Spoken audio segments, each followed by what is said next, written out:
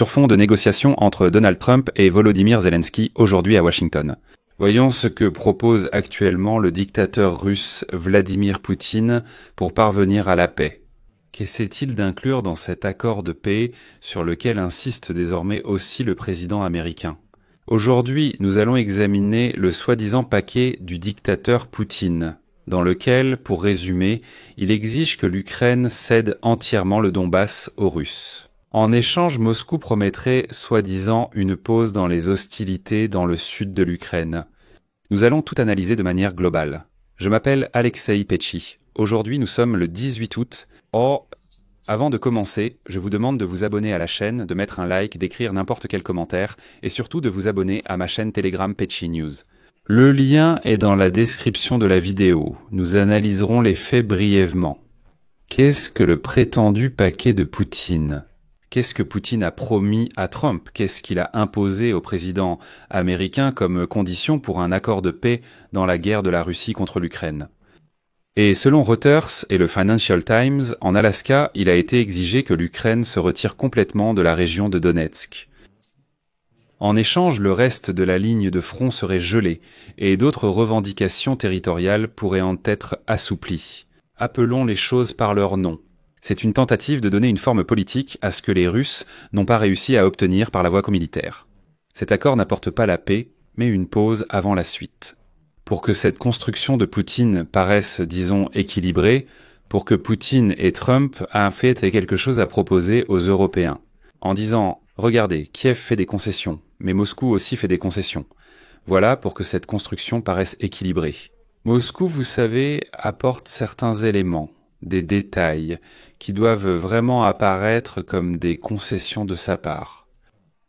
En fait, Poutine exige maintenant tout Donetsk, mais il laisse entendre un gel de la ligne de front dans les régions de Kherson et de Zaporizhia. Ensuite, on avance l'idée que Poutine est prêt à assouplir d'autres revendications. Et dans tout ce vacarme, tout cela est présenté comme un compromis. La Russie, paraît-il, fait aussi des concessions. Mais ici, les stratèges penseront différemment. Abandonner des poches inutiles n'est pas une concession, mais une réorganisation du front, et la pause sert à réparer l'arrière. Aujourd'hui, Sky News écrit que le Donbass, contrôlé par le Kremlin, servira de tremplin à la prochaine offensive. Ce n'est pas une métaphore, mais une carte des entrepôts et des nœuds ferroviaires, par exemple. Autrement dit, en fait, Poutine dit qu'il est prêt à geler la ligne de front dans les régions de Kherson et de Zaporizhia, et à ne pas avancer plus loin. Soyons honnêtes, ils ne pouvaient pas avancer, ils n'y arrivaient pas. Dans la région de Donetsk, ils ont combattu 11 ans contre les défenses des forces armées ukrainiennes sans réussir à les percer. Maintenant, ils disent « Eh bien, mettons dans l'accord ce que nous n'avons pas pu prendre par la force militaire, nous l'obtiendrons simplement par des moyens politiques. » Ensuite, donc, la région de Soumy, celle de Kharkiv, ces petits territoires où les combats persistent. Pour Poutine, eh bien, cela, en principe, nous pouvons le céder, mais pas complètement. Fixer là-bas une sorte de zone tampon. Et cela aussi s'est présenté comme une concession, mais y a-t-il de vraies concessions là-dedans? Non. Pourquoi tout ce sujet a-t-il soudainement explosé dans l'espace médiatique? Pourquoi, vous savez, est-ce qu'on en parle autant en ce moment? La rencontre entre Trump et Poutine en Alaska n'a pas permis un cessez-le-feu, ni l'arrêt des hostilités. Et maintenant, les médias occidentaux constatent qu'il n'y a pas eu de percée, qu'aucun accord n'a été conclu. Et s'il n'y a pas de silence sur le front, alors un accord sans cessez-le-feu n'est qu'un écran pour poursuivre la guerre par d'autres moyens. En d'autres termes, la guerre continuera sous une autre forme. Pendant ce temps, Trump, vous savez, essaie d'adoucir la pilule et dit « Faites-le, concluez un accord ». Il dit « Nous avons presque trouvé un accord ». Mais ce de presque est toujours là. C'est comme s'il disait à Poutine « Selon leurs conditions, selon les conditions russes, selon vos conditions, nous avons presque trouvé un accord. » Ces conditions, selon les sources, reprennent les anciennes exigences du Kremlin. Refus de l'Ukraine d'entrer dans l'OTAN, reconnaissance de l'annexion de la Crimée et du contrôle du Donbass. Et le magazine Time souligne aujourd'hui cette position. Renoncez à l'OTAN et à la Crimée, renoncez au Donbass et vous obtiendrez la paix. Appelez cela comme vous voulez, là-bas, ils appellent ça du réalisme.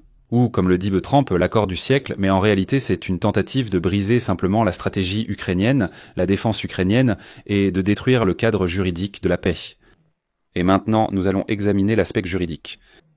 L'Europe, dans sa déclaration officielle, affirme la position suivante. La décision concernant le territoire appartient à l'Ukraine, les frontières ne changent pas par la force. Nous allons renforcer les sanctions tant qu'il n'y aura pas de paix juste et durable. Ce n'est pas seulement un soutien à l'Ukraine, c'est aussi un avertissement à Washington et Moscou que toute tentative de légaliser une prise de force par accord ou traité de paix fera face à la résistance européenne. Autre point clé pour les Européens, aucune restriction pour l'armée ukrainienne. Pourquoi est-ce crucial ? Parce qu'en parallèle, Moscou promeut, comme ils le disent, des garanties symétriques. Si l'Ukraine reçoit des garanties de sécurité, la Russie doit aussi obtenir quelque chose. Ils disent que l'Ukraine peut garder une armée, mais dans un format réduit. Un peu. Donc en réalité, tous ces plafonds sur les effectifs des forces armées ukrainiennes, sur le nombre d'armes, de chars, d'artillerie, de missiles, et ainsi de suite. Mais tout cela crée des opportunités pour la prochaine attaque de la Russie.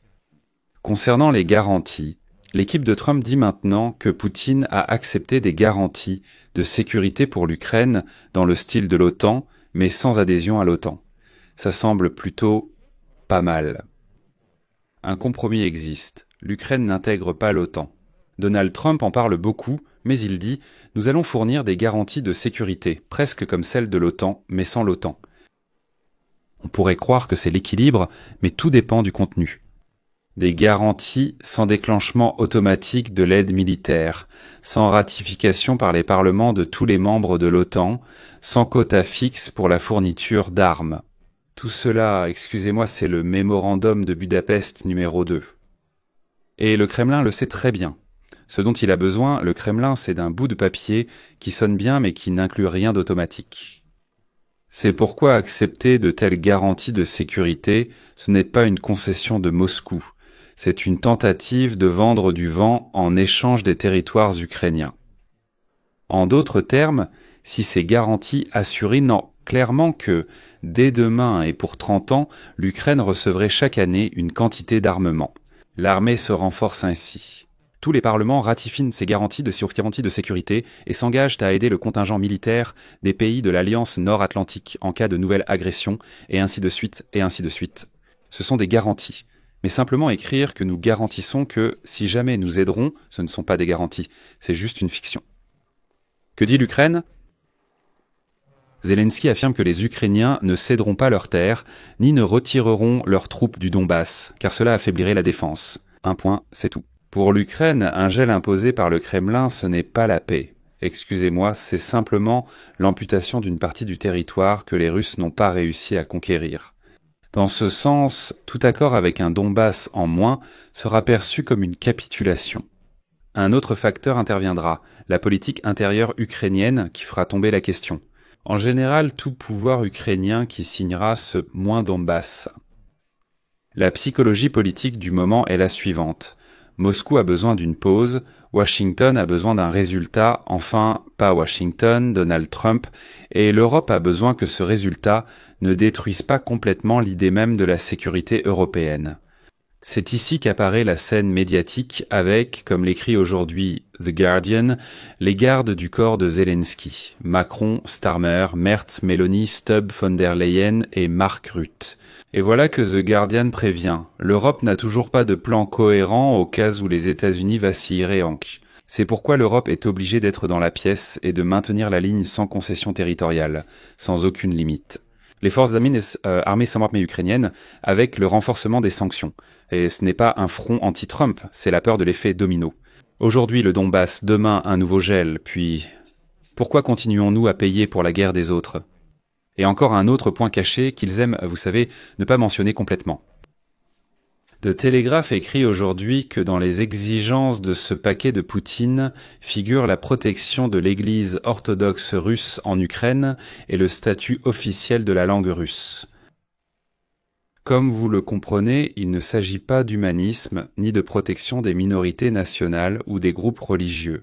Tout cela, c'est l'infrastructure de l'influence russe à l'intérieur de l'Ukraine. La langue russe, au contraire, c'est l'école, l'éducation, la formation, les tribunaux, le pouvoir, l'espace médiatique, etc. C'est l'infiltration du russe. L'Église orthodoxe russe en Ukraine, c'est l'agenda médiatique, un réseau d'agents, du KGB, etc. C'est-à-dire qu'en intégrant dans l'accord de paix tous ces points sur la langue russe, l'Église orthodoxe russe, le Kremlin obtient des leviers d'influence légaux sur la politique intérieure de l'Ukraine. Et ensuite, tout devient simple. Toute violation des droits des russophones, de l'Église orthodoxe russe, etc., devient un instrument de chantage.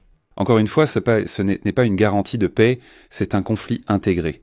C'est pourquoi, tant que la guerre se poursuit sur la ligne de front, il est impossible de conclure des accords. Parce que Poutine y intègre immédiatement des points de conflit, sur lesquels il pourra ensuite dire « Écoutez, l'Ukraine ne respecte pas les termes de l'accord de paix ». Et là, la question légitime se pose. Où sont donc ici les soi-disant concessions? On dit que Poutine fait des concessions chez Trump, mais ce n'est pas le cas. En effet, de proposer de geler le front dans des conditions favorables à une prochaine offensive et envisager quelques petits retours de territoire qui ne changent pas la situation stratégique, ce ne sont absolument pas des concessions. La Russie est prête à discuter du retour de quelques parcelles en échange de tout Donetsk, c'est-à-dire de la région de Donetsk. C'est beau, oui.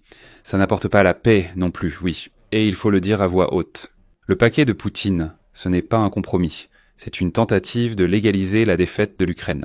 C'est une citation du journal Reuters. Et pour finir, si quelqu'un dit que la paix peut être atteinte assez rapidement, presque immédiatement, il faut tout de suite lui demander « Cette paix durera-t-elle, ne serait-ce qu'un an ?» Si les garanties ne sont que des mots, si l'accord prévoit juste le retrait des forces armées ukrainiennes du Donbass, si les sanctions servent seulement de monnaie d'échange pour l'image, alors ce n'est pas la paix. Tout cela n'est qu'une pause, et cette pause sera payée par le sang dans un an, peut-être dans 6 mois, peut-être dans 3 ans. Et ici, Reuters cite Trump. Nous étions presque parvenus à un accord, l'Ukraine devait accepter. Kiev a déjà répondu « Nous ne céderons pas nos terres ni notre défense. » L'Europe affirme que les frontières ne changent pas par la force et nous resterons fermes sur ce point. Ainsi, pour l'instant, tout semble être une tentative de Donald Trump d'imposer à l'Ukraine et à l'Europe une paix seulement de façade, afin qu'ils puissent déclarer « J'ai obtenu la paix ». En réalité, ce sera juste une pause, donc je mets des points de suspension. Donnez votre avis, vos conclusions dans les commentaires sous cette vidéo, abonnez-vous à la chaîne, cliquez sur la cloche et n'oubliez pas de mettre un like. C'est tout pour aujourd'hui, prenez soin de vous. À bientôt à tous.